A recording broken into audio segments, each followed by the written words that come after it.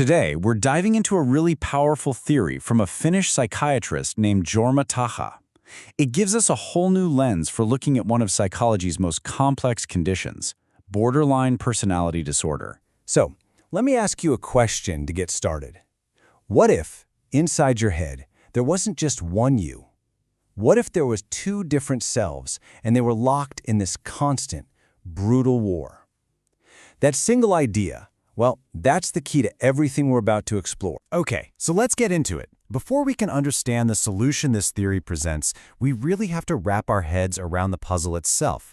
And borderline personality disorder, or BPD, it's not just a diagnosis. It's a deeply perplexing way to experience the world. When you look at the official characteristics, you start to see a picture of just relentless instability. We're talking about a profound fear of being abandoned, relationships that are like a roller coaster, this nagging, chronic feeling of being empty, and not even having a stable sense of who you are.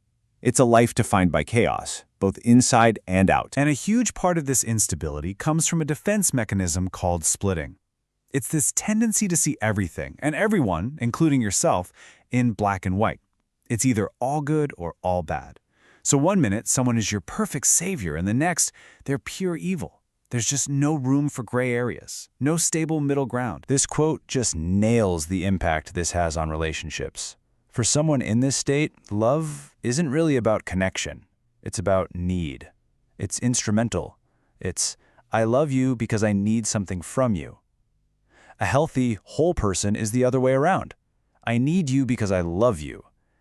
That difference is absolutely central to understanding the developmental halt we're talking about. So how on earth do you make sense of all this chaos? Well, this is where we get to the core of Tähkä's theory, the big idea, those two warring selves. Okay, so on one side of the battlefield, you have what Tähkä calls the developing self. This is the real you, the genuine, healthy part of your personality. You can think of it as the hero of this inner story. It's the part that's capable of growth, of real love, of building a solid identity. But it's been silenced, suppressed, and its growth has been completely stopped in its track. And fighting against it is the chaotic self. Now, this isn't a real self. It's more like a ghost, an internal program built out of childhood pain, threats, and hostility. It's totally stuck. It doesn't grow or learn. And its main job, its entire purpose, is to attack and sabotage the developing self. And what's wild is how this thing is built. It's not just one problem, it's a whole system.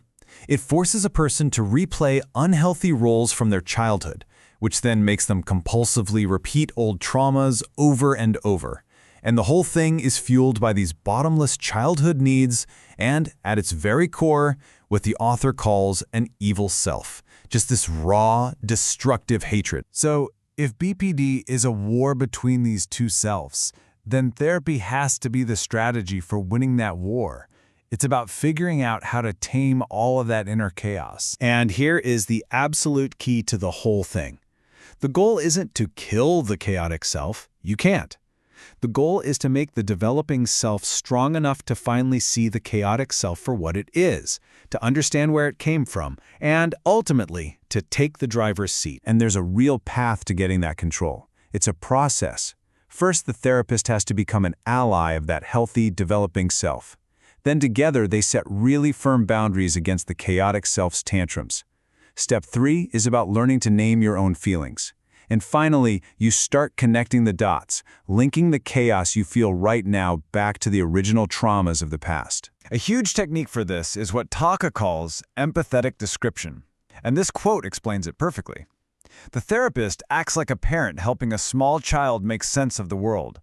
By just calmly saying, "You are angry," they give a name to a big, scary, raw feeling. It helps the person build the mental toolkit to understand their own emotions, a skill they literally never got a chance to develop. And when this works, when the therapy is successful, the internal war starts to die down. And in the quiet that's left, something incredible starts to happen. A stable, whole self finally emerges. And you can actually see this journey happen in stages. It starts with just forming a safe attachment to the therapy group. Then comes a stage of acting out all that old trauma. From there, you move into processing it, learning to talk about feelings and gain control, And the final stage is this tentative individuation, where a real, authentic self starts to peek through, and that horrible feeling of emptiness finally starts to fade. And you know, this isn't just a nice story. It's backed by data. A study that followed up on Tähkä's program found these huge, life-changing results. Look at these scores for life management and well-being. The leap from pre-treatment to post-treatment is massive. It's a real, measurable shift from a life of chaos to a life of stability. In fact, get this, the source says that in the later years of this program, the recovery rate was estimated to be around 80%. 80! For a condition that has so often been seen as basically hopeless, that number is, well, it's just incredible. One of the patients in the program shared this line from a poem, and wow, it just sums up the entire thing so perfectly. You can't have a true we, a real connection with another person, until you first manage to build a solid I. All right, for our last section, we're going to zoom out a bit. The author, Jorma Tähkä, takes his theory and poses a really provocative question. What if this isn't just about individuals? What if it applies to whole societies? To be super clear, this is his theoretical extension of the idea. He suggests that the exact same dynamic, a destructive, hateful, chaotic self doing battle with a developing self, can play out on a massive, societal scale, and might be what's underneath some of history's most destructive movements. In the book, Tähkä argues that the specific ideologies you see here, they're just the mask. He suggests that underneath them all lies the same psychological engine, a kind of collective chaotic self that is obsessed with destruction and is fueled by a deep, vengeful hatred. And that leaves all of us with a pretty big question to chew on, doesn't it?